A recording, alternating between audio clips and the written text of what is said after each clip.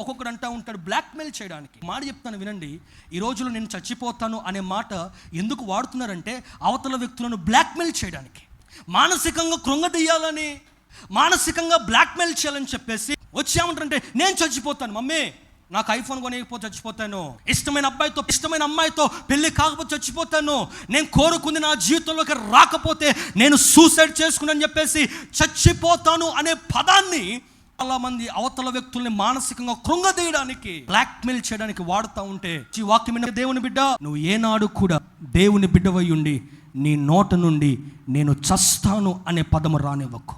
నీకేదో రాలేదని చెప్పేసి చచ్చిపోతాను బ్లాక్మెయిల్ చేసి చచ్చిపోతే నీకే నష్టం. నరకానికి పోతావు, పరలోకానికి పోతావా?